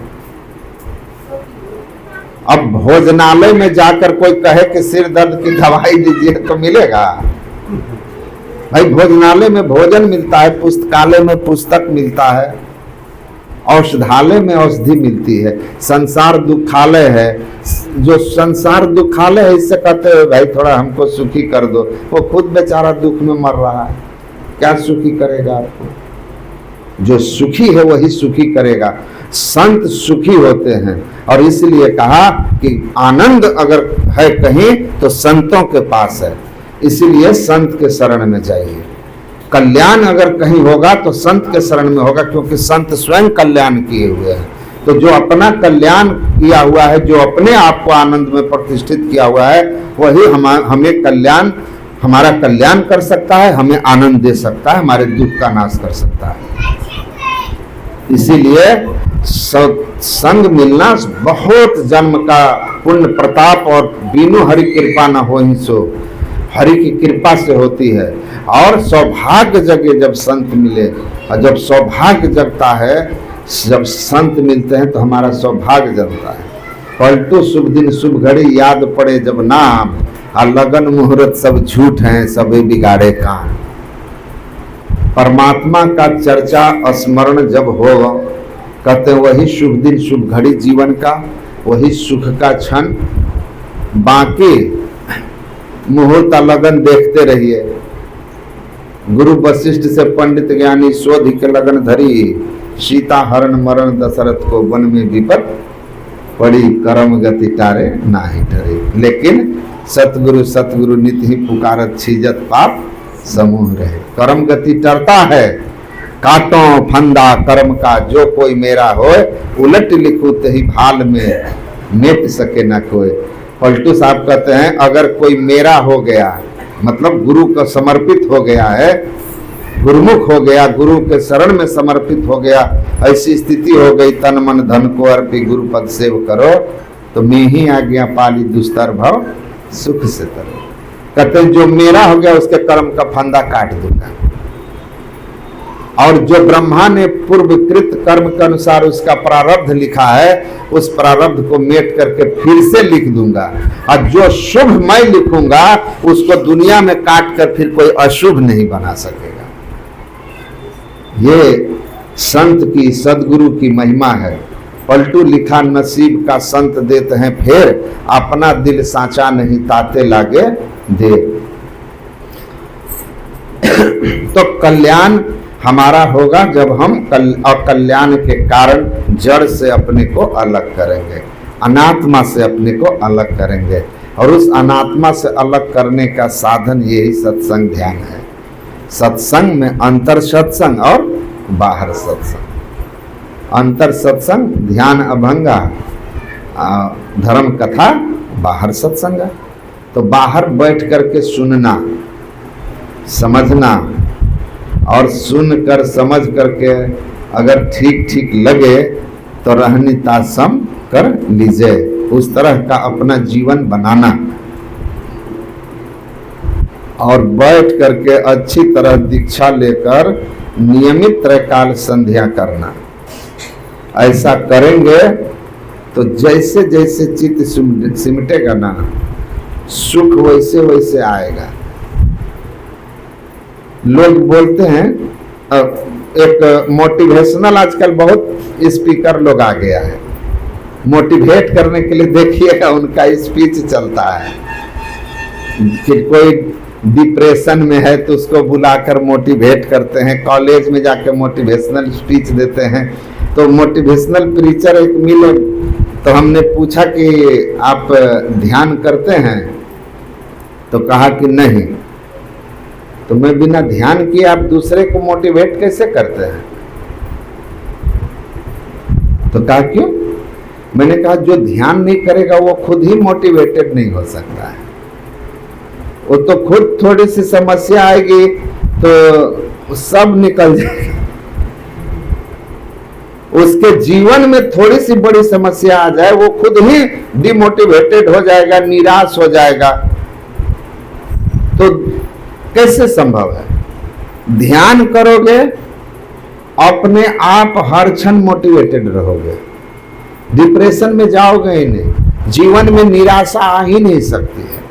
क्योंकि जो आदमी ध्यान करने में समय देने लगता है, उसको लगता है कि हमको जो पाना है वो इधर मिल रहा है, और जो नहीं मिल रहा है वो मिल भी जाए तो किसी का हुआ नहीं है, हुआ नहीं है। एक लड़का का भी एज एक्सपायर कर गया बेचारा, बीपीएससी लास्ट अटेम्प्ट था, नहीं हुआ। हमारे पास आकर बोलने लगा बाबा इतना तैयारी की, एज भी चला गया, नहीं हुआ। हम बोले बाबूजी के रोजगार में काम तो कर ही रहे हो, कमा ही रहे हो, जीने की व्यवस्था तो है। तो हाँ बोला उसकी तो कोई दिक्कत नहीं है, अपने लिए ढंग का कर, मतलब जीने के लिए ढंग की व्यवस्था हमारे पास है। तब नहीं हुआ तो डिप्रेस्ड क्यों हो ही जाता, तो 60 साल के बाद तो फलना बाबू रिटायर होके घर में क्या कर रहे हैं, क्या कर रहे हैं, रिटायर हो ना गए जी, बैठे हैं ना आके, साहब थे रिटायर हो गए। हमारे गांव के एक रिश्तेदार हैं, ब्राह्मण परिवार के हैं, ज्वाइंट कमिश्नर थे वो। जब थे तो आते थे कभी कभी कुप्पा घाट, तो वो आते थे। एक दिन अपने आ रहे थे, मैं बैठा हुआ था, उधर से आए। जैसे वो आए मेरे पास, हम उनको देख के बोले कि, खाली उनको देख कर कैसे बोले रिटायर हो गए कि, तो वो हमको क्या बोलते हैं, हाँ अहाँ के कहलक। हम बोले कोई नहीं, अहाँ के चाल। कोई नहीं कहा, आपकी चाल बताई। तो हंसने लगे हंसने लगे। तो फिर हम उनको कहे कि पहले जब आप आते थे ना तो ऐसे चलते थे,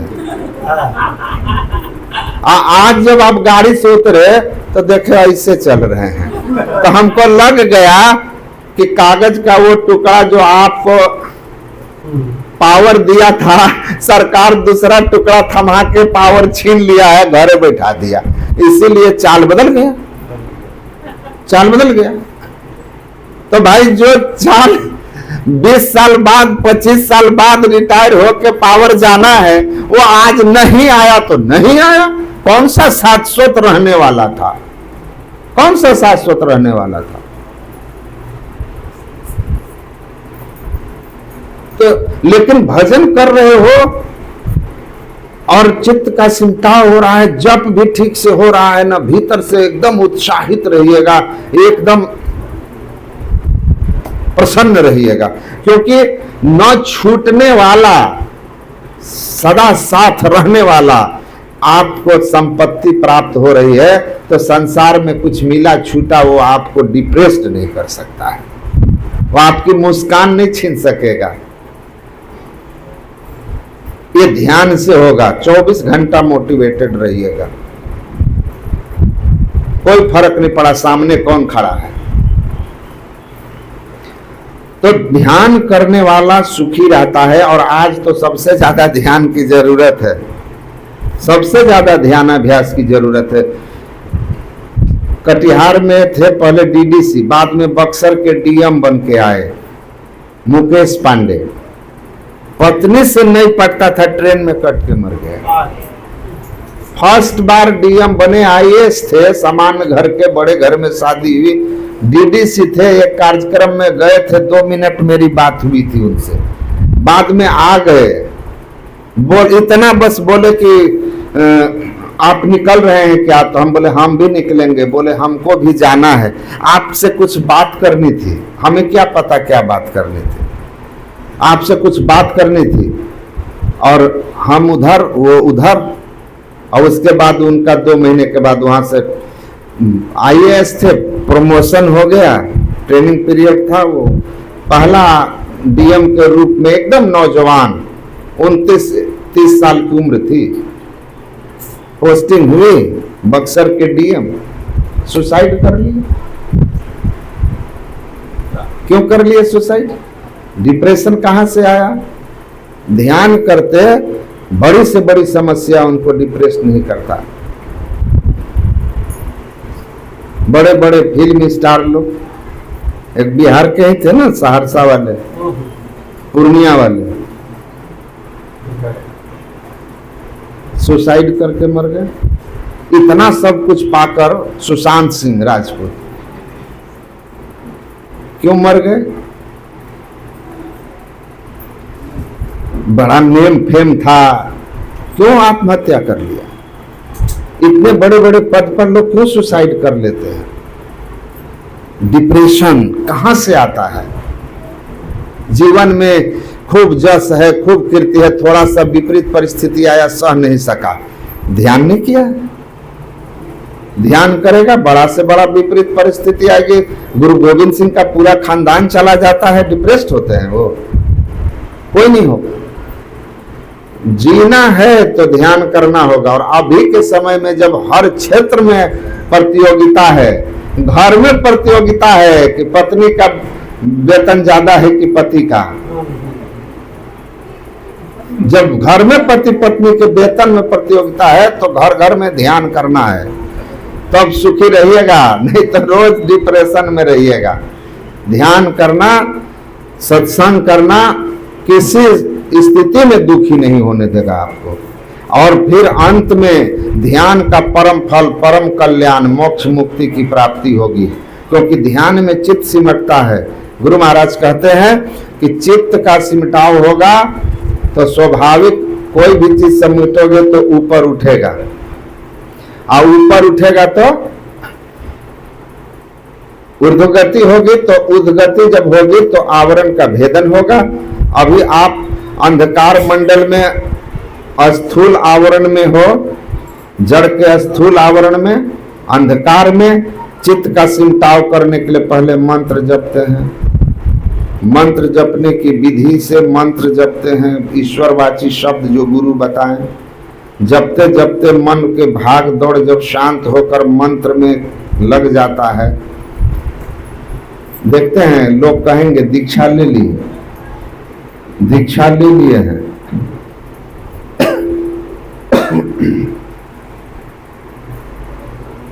लेकिन बाबा मन करता है ध्यान करें, लेकिन बैठते हैं तो मन नहीं लगता है। समस्या नंबर 1 इसका कारण है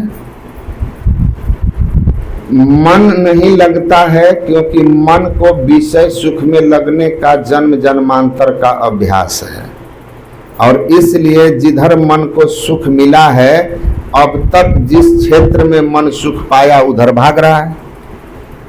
पर जो सुख मन अब तक पाया वो क्षणिक नाशवान है, परिणाम में दुखदायी है, फिर भी उधर ही जाएगा। अंतर सुख जो शाश्वत है, सनातन है, स्थिर है, उसके बारे में मन को पता नहीं है, तो इसीलिए लगाओ, लगेगा नहीं। तो ये स्वाभाविक है, सबके साथ होता है। क से कटहल सब पढ़ा है, हम भी पढ़े हैं, आप भी पढ़े हैं। ए फॉर एप्पल सब पढ़ते हैं, बाद में वो भले पीएचडी करके प्रोफेसर हो जाएं, पर बचपन में सब वहीं से पढ़ना शुरू किया। सबकी साधना में यह स्थिति शुरू में रहती है। जिनके पूर्व जन्म के ऊंचे संस्कार हैं उनके कम रहती है, जिनके कम ऊंचे संस्कार हैं उनके ज्यादा रहती है, पर रहता सबका है, भागता है मन। तो ऐसे मन को रोकने के लिए पहले तो रजोगुण तमोगुण जिससे मन को प्रभावित करे उन सब बातों से बचिए। बैठ के किसी का निंदा सुनिएगा तो फिर रजोगुणी। सत्संग की बात सुनिए, सत्संग की चर्चा सुनिए, भगवत चर्चा सुनिए। चलते फिरते मन में कोई तरह का ऐसा ख्याल आए जिसमें जो आप नहीं चाहते कि कोई आपके बारे में ऐसा विचार रखे, आप भी वैसा विचार किसी के लिए आता हो, निंदा वाली या फिर ईर्ष्या वाली, तो उसको हटाइए। गुरु मंत्र जपते रहिए, चलते फिरते हुए, जब याद आ जाए तब जपिए, काम धाम करते हुए। पहले ऐसे मन को रोकना होगा, फिर बैठ करके अभ्यास कीजिए, तब होगा। खान पान पर भी ध्यान रखिए, रात में आजकल 11 बजे खाने का फैशन है, पचेगा जी? पेट में अनाज भरा हुआ है, उसको पचेगा? समय रात में जल्दी खाइए, कम खाइए। एक जगह हम लोग खा रहे थे बैठ के, तो एक महात्मा थे कहीं के, 22 रोटी खाए। जो रोटी में 2 नहीं खा सका वो 22 खाए। तो दूसरे महात्मा बोले कि भूख राखी भोजन करो। तो वो बोलता है कि मैं भूख रख के ही भोजन किया हूं, मेरा खुराक 28 है।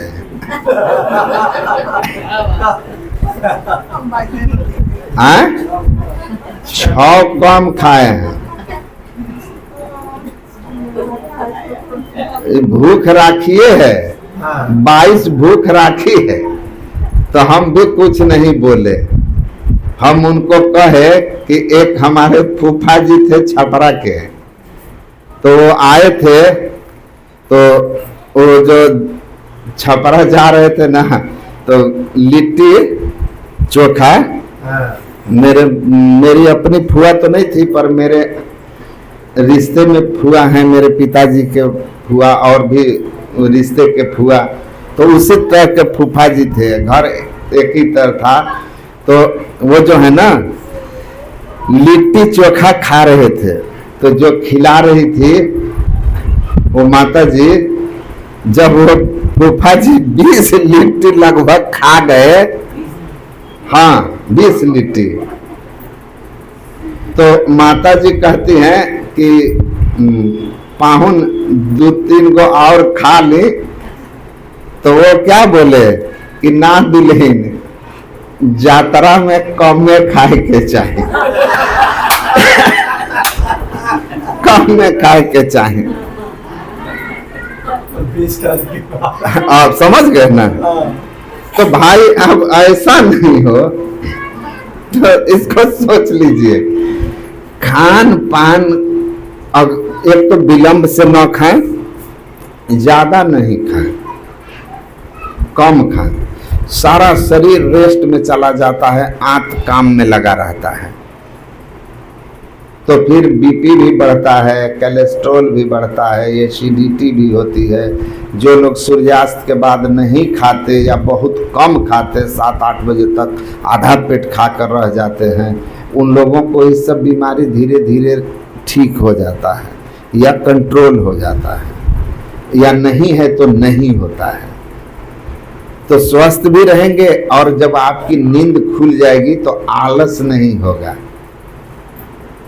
अब बैठेंगे जब ध्यान करने ब्रह्म मुहूर्त में, वातावरण शांत रहता है, उस समय आपको शांति से ध्यान भजन करने में मन लगेगा, मन लगेगा। और ये सब बात हम इसलिए कह रहे हैं कि हम करते हैं। ये मत देखिएगा कि अपने बाबा खा के एकदम हरे राम हरे कृष्ण है। ये मेरा स्वाभाविक शरीर है। पहले मैं बहुत पतला दुबला था, पता नहीं क्यों मोटा हो गया। तो ये स्वाभाविक है। आपको एकदम फ्रेशनेस, सुबह उठिएगा फ्रेश रहिएगा, फ्रेश रहिएगा। उठिएगा सुबह तो लगेगा स्नान करके रूम से निकल रहे हैं। सुबह जब जग के निकलिएगा ना, तो लोगों को लगेगा कि नहा धोआ के निकल रहा है। और 10 बजे पार्टी में नाक तक खा करके, और सुबह जब उठिएगा नहा के भी बाहर आइएगा, तो लोगों को लगेगा कि कहीं से ही सो के उठा है, अभी सो के उठा है। मुंह कान एकदम देखने में वैसे नहीं लगेगा, भारी भारी एकदम अपने आप में भी। तो खाना पीन को रखिए, जब चलते फिरते करिए और बैठ के करिए। काहे डिप्रेशन होगा, काहे बीमारी होगा, और क्यों आपके जीवन में दुख होगा। बहुत सुखी रहिएगा। और तब देखिए जप के बाद मानस ध्यान भी होने लगेगा। और दृष्टि योग में जिसकी दृष्टि केवल अंधकार में भी कुछ क्षण के लिए टिकने लगी ना, थोड़ा थोड़ा भी टिकने लगा लक्ष्य पर, द्वादशांगुल पर्यंत नासाग्रे विमलेम्बरे दो नैना बीच सन्मुख देखी, एक बिंदु मिले दृष्टि दो एक। सिमटी निगाह से सामने अंधकार में थोड़ा भी अल्प विराम भी होने लगा, ठहराव भी होने लगा दृष्टि योग का। कुछ न कुछ झलकेगा। उस झलक में जो सुख है ना, उसके सामने तो आपको संसार का सब सुख तुच्छ लगेगा। अब फिर इतना अंदर से आप आनंद महसूस कीजिएगा, जोश महसूस कीजिएगा, इतना भीतर में पवित्रता महसूस कीजिएगा, आत्मबल आपका बढ़ा रहेगा कि कोई आपको हिला नहीं सकेगा, कैसी भी परिस्थिति आपको डिगा नहीं सकेगी। और जब दृष्टि सिमट गई, आवरण भेदन होकर अंधकार से प्रकाश में चले गए, वो कुछ देखेंगे जो वर्णन से बाहर। दिव्य दृष्टि सो अचरज पेखे, या जग सुख तुच्छ कर देखे। होत महाधुना नाद करे, फिर नाद साधना करेंगे, नादानुसंधान के द्वारा फिर प्रकाश के आवरण को, शब्द के आवरण को पार करके सब अनात्मा से चेतन आत्मा सार शब्द के सहारे पृथक हो जाएगी। और तब अपने स्वरूप का ज्ञान होगा, चेतन अमल सहज सुख राशि, ये अवस्था प्राप्त हो जाएगी। अब माया से आप छूटे हुए हैं, आत्मज्ञान में हैं। मैं चेतन आत्मा हूँ, जैसे शरीर को मैं कहता हूँ मेरा शरीर है, शरीर को पहचानता हूँ, वैसे आप अपने आप को मैं चेतन आत्मा हूँ पहचानिएगा, जानिएगा। और परमात्मा को भी पहचानिएगा, और फिर परमात्मा में ही आप मिल जाइएगा। तब हम ऐसे, यही जन्म का लाहा। प्रकृति जब नहीं उत्पन्न हुई थी, सृष्टि नहीं हुई थी, केवल परमात्मा थे, तो आप भी परमात्मा के संग परमात्मा थे। अब फिर परमात्मा के संग परमात्मा हो गए, मनुष्य जीवन का लाभ हुआ। इस राह पर चल के शांति सुख आनंद मिलेगा। बाकी सब अनगढ़ मत है पूरों का, यहाँ न काम धतुरों का।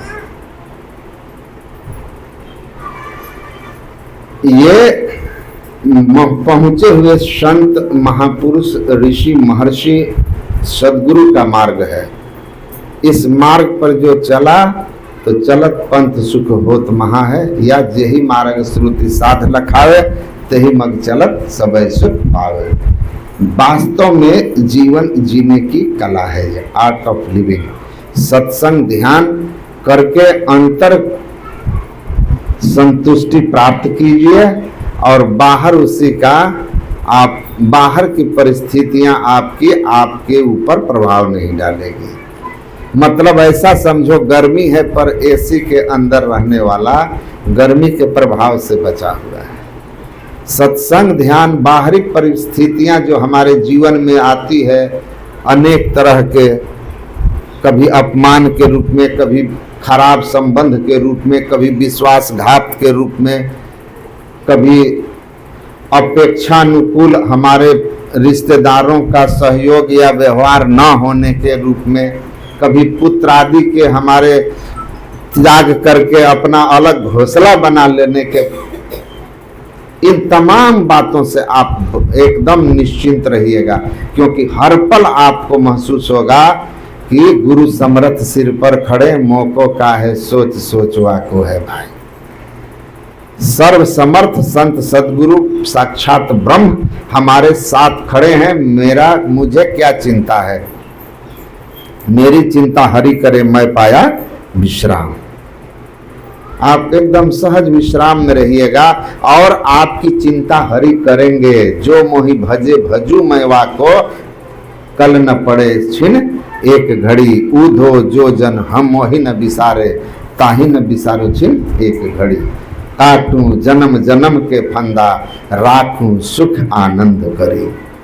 जो परमात्मा का भजन सुमिरन करेंगे, ध्यान सत्संग करेंगे, परमात्मा कहिए या सदगुरु कहिए, राम कहिए, जिसको भी आप ईश्वर रूप में मानकर गुरु की युक्ति से साधन कर रहे हैं, वह आपको हरदम सुख आनंद से रखेंगे।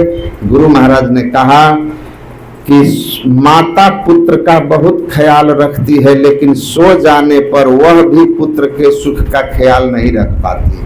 कभी कभी पुत्र पलंग से नीचे भी गिर करके चोटिल हो जाता है, लेकिन जो सदगुरु की सदयुक्ति लेकर के नियमित सत्संग, ध्यान, ईश्वर भक्ति रूपी माता की गोद में अपने को रखेंगे, वे हर समय सुखी रहेंगे, सुरक्षित रहेंगे, हर समय सुरक्षित रहेंगे, सुखी रहेंगे। तो करके देख लो।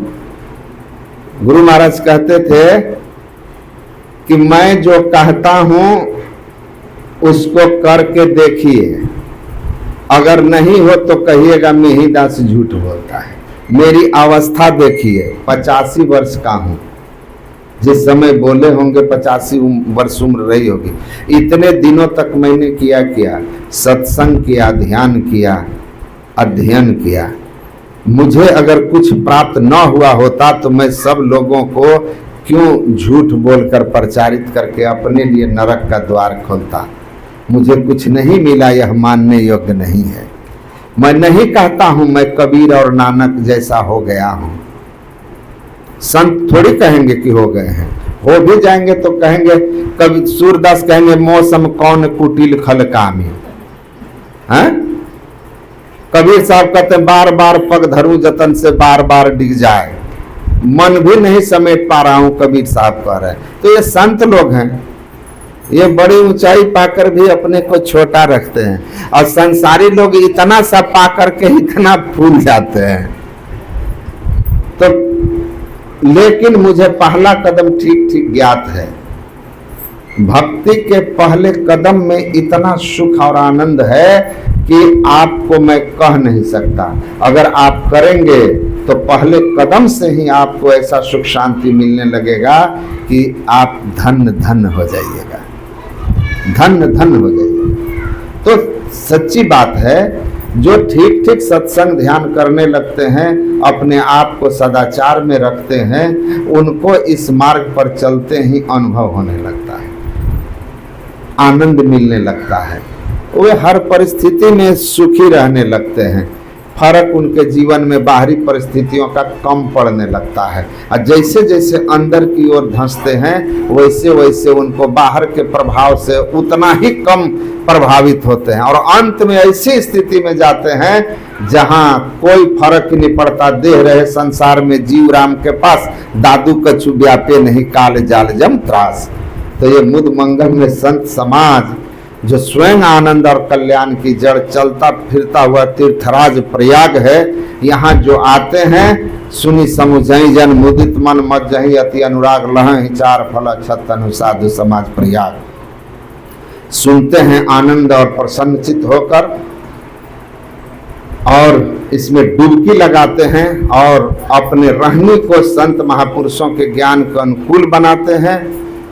तो तुलसीदास कहते हैं, संत के अनुकूल अपने ज्ञान को अगर बना लिया, अपने जीवन को बना लिया, तो अर्थ धर्म शुभ भोग और जन्म मरण से मुक्ति, ईश्वर प्राप्ति सब शरीर रहते मिल जाएगा।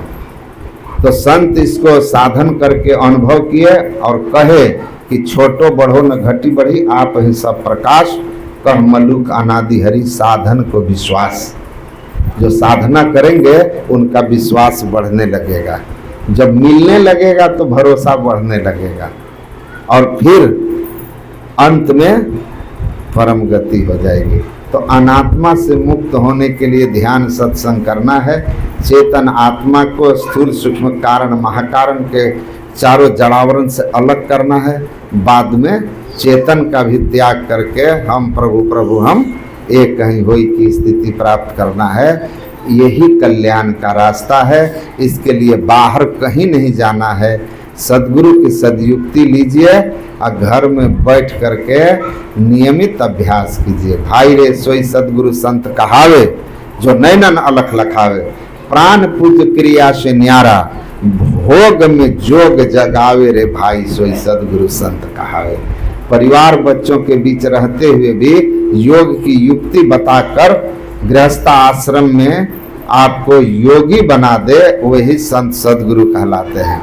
तो संसार में रहते हुए संसार से छूट जाने का, बहिर्मुख से अंतर्मुख होने का जो साधना करते हैं वही वास्तव में मोक्ष पाते हैं। बाकी घर द्वार छोड़ के चले जाइएगा, लेकिन अंतर्मुखी होने की युक्ति आपको नहीं है। शरीर के चारों शरीरों से छूटकर केवल और केवल से छूटकर शुद्ध आत्म स्वरूप में स्थित होने के लिए अगर आपको ये मानस जप, मानस ध्यान, दृष्टि योग, नाद योग का ज्ञान नहीं है तो आप घर में रहिए चाहे वन में रहिए, एक ही बात है। और ये युक्ति आपको प्राप्त है तब भी आप घर में रहिए या वन में रहिए, एक ही बात। इसमें सुखी रहिएगा, घर में रहिए चाहे वन में रहिए, और उसमें दुखी रहिएगा इस युक्ति का भाव में, घर में रहिए चाहे वन में रहिए।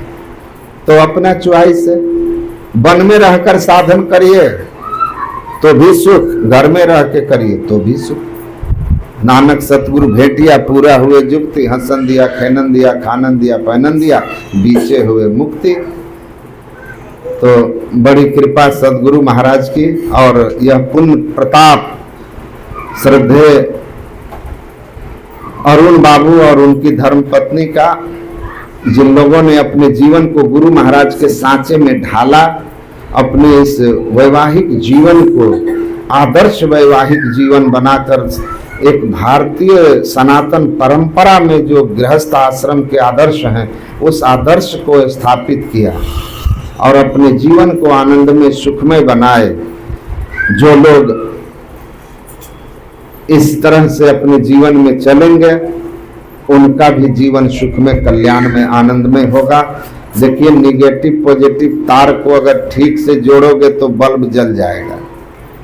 बैटरी का तार जिसमें जोड़ना है ना, निगेटिव को निगेटिव, पॉजिटिव पॉजिटिव में, और कहीं उल्टा जोड़ दिए ना तो सब फ्यूज हो जाएगा। उसी तरह आध्यात्मिकता में रहिएगा पति पत्नी तो सही कनेक्शन जुड़ेगा, तो जीवन एकदम सुख से भरा रहेगा, लाइट आनंदमय जीवन होगा। गृहस्थ आश्रम भी अध्यात्म का फूट रहे तो, और नहीं तो गलत कनेक्शन जुट जाएगा, रोज अपने में लड़िएगा। तो आपके ऊपर है। जीवन तो जीना ही है, आप चाहे उसको आनंद से जी लीजिए और चाहे आप लड़ झगड़ के, टाइम तो सबका पास होगा है। तो आनंद से टाइम होगा जब आप ध्यान सत्संग करेंगे। गाड़ी का दोनों पहिया सही रहे तब तो मोटरसाइकिल ठीक है। अगर एक का हवा निकल गया है तब वो बोझ हो जाएगा, आपको खींचना पड़ेगा। तो दोनों चक्के को ठीक रख करके आगे बढ़ना, ध्यान सत्संग करते हुए जीवन जिए। गुरु महाराज से मेरी प्रार्थना है कि गुरु महाराज इन लोगों को सुख शांति आध्यात्मिक उन्नति दें, और इनका जो गोल्डन जुबली हो, पहले से न्योता ले लेते हैं, क्या जाने उस दिन लिस्ट में नाम कहीं मेरा छूट जाए। तो इनका जब गोल्डन जुबली हो तो हम सब लोग आए और सत्संग हो, ध्यान हो, खूब भोज भंडारा हो। अब कुछ करना तो है नहीं, सब कमाते हैं तो भोजे भंडारा ना होना है। तो हम लोग यही दुआ प्रार्थना करते हैं, और आप लोगों का भी जीवन सुखमय शांतिमय हो। बोलिए श्री सद्गुरु महाराज।